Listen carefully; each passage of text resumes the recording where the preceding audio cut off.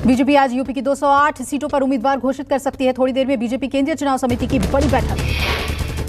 BJP के सहयोगी दलों के साथ सीट शेयरिंग पर भी अंतिम मुहर लगने की संभावना। दिल्ली में बीजेपी की बैठकों का दौर देर रात तक जारी रहा। यूपी में 3 लिस्ट के जरिए बीजेपी 194 उम्मीदवारों का भी ऐलान कर पाई है। माना जा रहा है कि आज आ सकती है 208 प्रत्याशियों की लिस्ट। कैराना के बाद अमित शाह संभालेंगे मथुरा और नोएडा के प्रचार की कमान। 27 जनवरी को मथुरा और नोएडा में डोर टू डोर कैंपेन करेंगे अमित शाह। यूपी में बीजेपी के स्टार प्रचारक रक्षा मंत्री राजनाथ सिंह 27 जनवरी को करेंगे प्रचार। बागपत और गाजियाबाद में चुनाव अभियान को धार देंगे।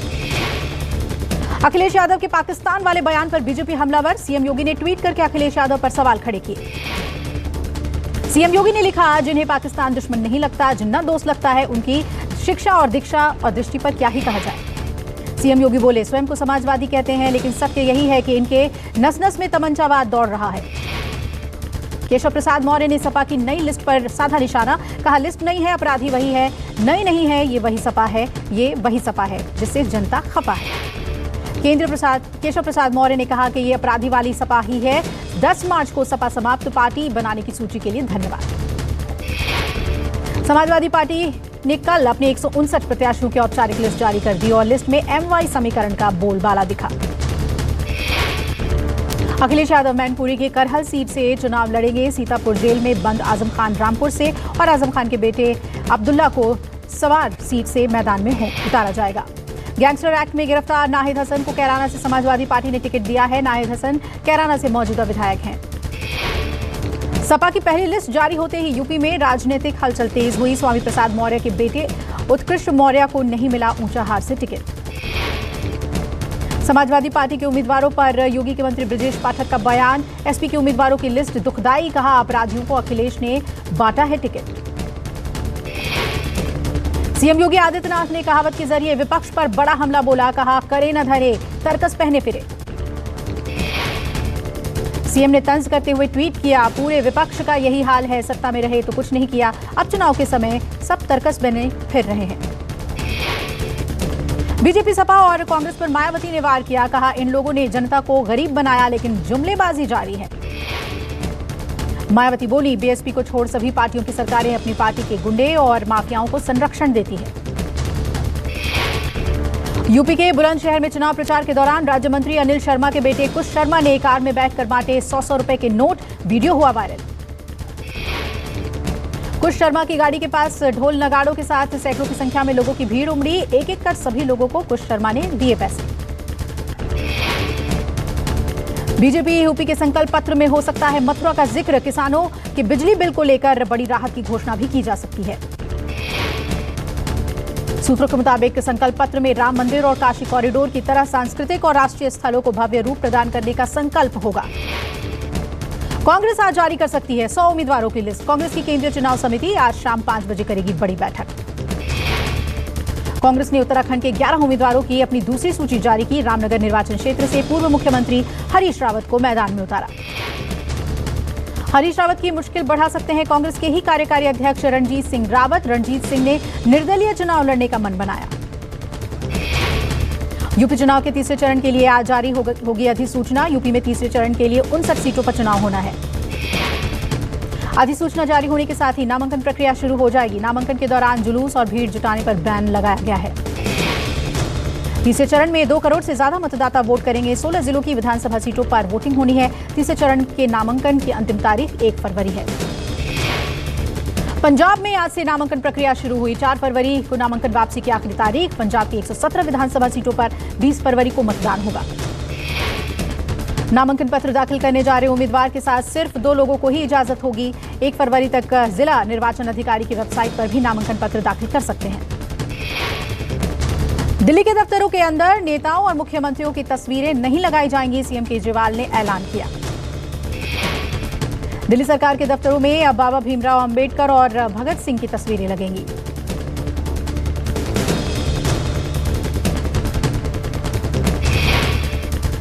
कोरोना की तीसरी लहर के बीच आज राहत की खबर। आज कोरोना संक्रमण 16% की कमी दर्ज। नए मरीजों का आंकड़ा 3 लाख से भी कम हुआ।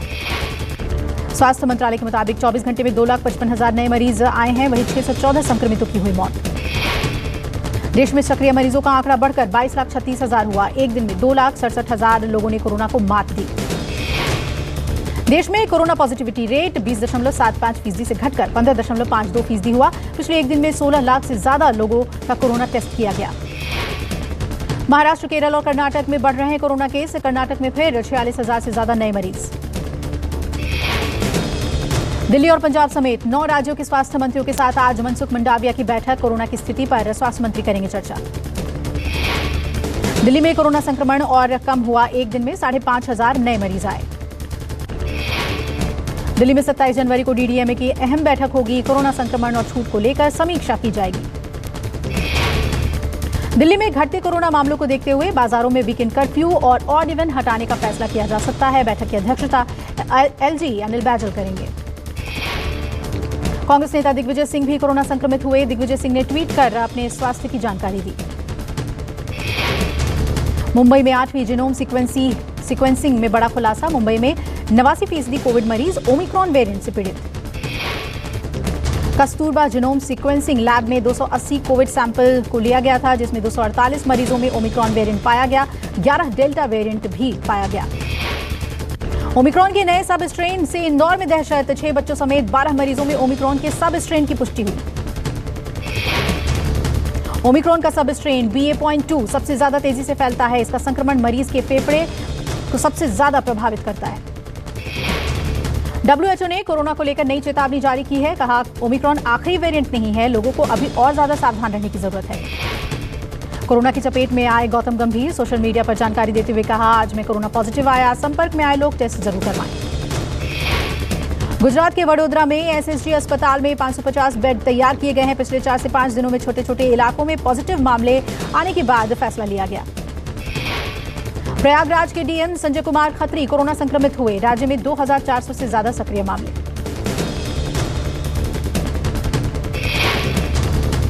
दिल्ली में गणतंत्र दिवस समारोह में शामिल हुए सीएम अरविंद केजरीवाल। सीएम केजरीवाल ने कोरोना योद्धाओं की तारीफ की। कार्यक्रम के दौरान सीएम केजरीवाल ने कहा, दिल्ली के लोग, ऑफिसर, डॉक्टर्स ने जिस धैर्य के साथ इस महामारी का सामना किया है वो काबिल तारीफ है। सीएम केजरीवाल ने कहा, अभी तीसरी लहर चल रही है, लेकिन दिल्ली में ये 5वीं लहर है और सबसे ज्यादा कोरोना की मार दिल्ली वालों ने झेला है।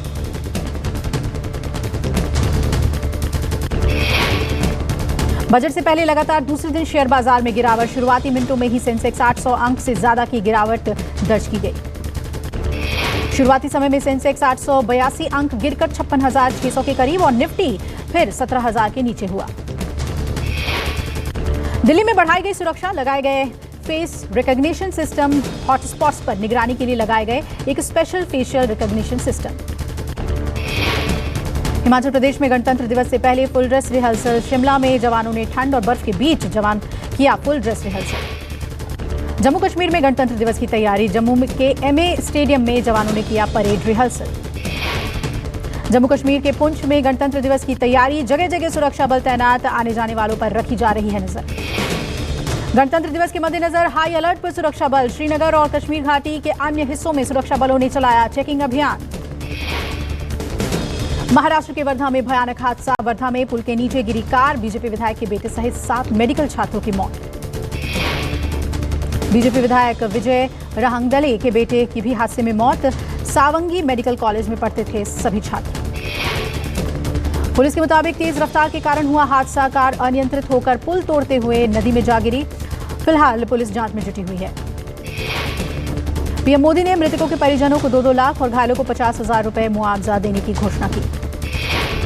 दिल्ली में सर्दी के मौसम का डबल अटैक। बारिश के बाद ठंड ने बढ़ाई लोगों की परेशानी। मौसम विभाग ने बारिश और घने कोहरे का लगाया आसार। यूपी में बढ़ी ठिठुरन। तापमान में आई गिरावट। मौसम विभाग ने बारिश का लगाया अनुमान। शीतलहर की चलने की आशंका। पंजाब और हरियाणा में शीतलहर से लोग परेशान। लुढ़का पारा। मौसम विभाग ने अगले 24 घंटे में बारिश की भी आशंका जताई। बिहार में ठंड ने बढ़ाई ठिठुरन। तापमान में आई गिरावट। मौसम विभाग ने आने वाले दिनों में ठंड और बढ़ने का लगाया अनुमान। मध्य प्रदेश में शीतलहर का सितम जारी है। मौसम विभाग के मुताबिक प्रदेश में अभी सर्दी और सताएगी। कई जगहों पर भीषण कोल्ड डे की स्थिति बनी हुई है। हिमाचल प्रदेश में हो रही है भारी बर्फबारी। जमी बर्फ की मोटी चादर। कई रास्ते हुए बंद। सिरमौर में भारी बर्फबारी के बीच निकली बारात। जेसीबी से दुल्हन लाने निकला दूल्हा। उत्तराखंड में जमकर हो रही है बर्फबारी। मसूरी, धनौल्टी, नैनीताल, औली, चारधाम सहित ऊंचाई वाले इलाकों में हो रही है बर्फबारी। बर्फ की सफेद चादर से ढकी है वादियां। पिछले 5 दिनों से लगातार हो रही बारिश से चमोली में जनजीवन अस्त व्यस्त। 100 से ज्यादा गांव बर्फ से ढके। आवाजाही में लोगों को हो रही है परेशानी। देहरादून के चक्राता में जमी बर्फ की मोटी चादर, जेसीबी की मदद से हटाया जा रहा है बर्फ। केरल में अभिनेता दिलीप पर लगातार तीसरे दिन क्राइम ब्रांच ऑफिस पहुंचे। यौन उत्पीड़न के मामले में 11 घंटे तक लगातार उनसे पूछताछ हुई। लखीमपुर खीरी में गन्ने के खेत में युवती का शव मिलने से सनसनी। रेप के बाद हत्या का शक, पुलिस मामले की जांच में जुटी। यूपी के मुजफ्फरनगर में पुलिस ने पकड़ी 27 लाख रुपए की नकदी। मुखबिर से मिली सूचना पर दबिश के बाद पुलिस द्वारा की गई छापेमारी।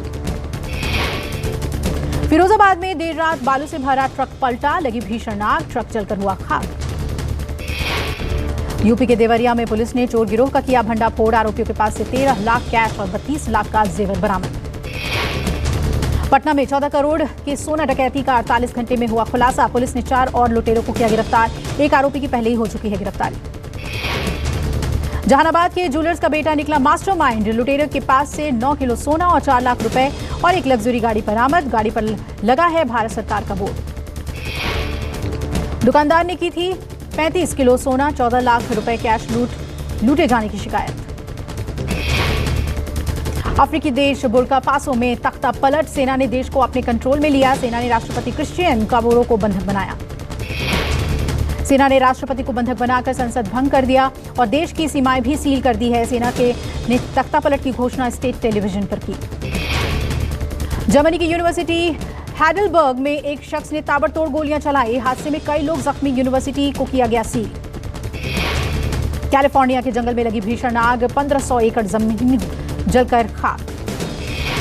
सीरियन डेमोक्रेटिक फोर्सेस का इस्लामिक स्टेट के साथ संघर्ष जारी। दोनों तरफ से हुए हमले में 5 से ज्यादा लोगों की हुई मौत। बेल्जियम में हजारों लोगों ने कोरोना नियमों के खिलाफ किया विरोध। पुलिस ने प्रदर्शनकारियों को रोकने के लिए आंसू गैस की गोले बरसाए। लंदन में हॉलीवुड फिल्म डायरेक्टर गे रिची के पब में 6 महीने में लगी दूसरी बार आग। दमकल की कई गाड़ियों ने आग पर काबू पाया। अमेरिकी राष्ट्रपति जो बाइडेन ने व्हाइट हाउस में पत्रकार को दी गाली। आर्थिक सलाहकारों के साथ बैठक में महंगाई को लेकर पूछा था सवाल। पत्रकार ने पूछा, देश में बढ़ रही महंगाई से मिड टर्म इलेक्शन में आपकी पार्टी को कितना नुकसान हुआ, जिस पर बाइडेन ने अभद्र भाषा का प्रयोग किया। राजकुमार राव भूमि पेडनेकर की अपकमिंग फिल्म बधाई 2 का ट्रेलर रिलीज। फिल्म 4 फरवरी को सिनेमाघरों में देगी दस्तक। करण जौहर की फिल्म गहराइयां के नए सॉन्ग डूबे को अब तक 10 मिलियन से ज्यादा लोगों ने पसंद किया। फिल्म ओटीटी पर 11 फरवरी को होगी रिलीज। विवेक ओबेरॉय की short film versus of war का ट्रेलर रिलीज हुआ। फिल्म गणतंत्र दिवस के मौके पर डिजिटल प्लेटफॉर्म पर होगी रिलीज। कपिल शर्मा ने इंस्टाग्राम पर शेयर किया सैनिकों का वार्म अप वीडियो में सैनिक आर.डी. बर्मन के गाने पर वार्म अप करते हुए नजर आए। कपिल शर्मा ने फनी अंदाज में कराया फोटोशूट के दौरान मस्ती करते दिखे कपिल शर्मा। आरबीआई ने 8 कोऑपरेटिव बैंक पर लगाई 30 लाख रुपए की पेनल्टी। बैंक पर नियम का उल्लंघन करने को लेकर हुई कार्यवाही।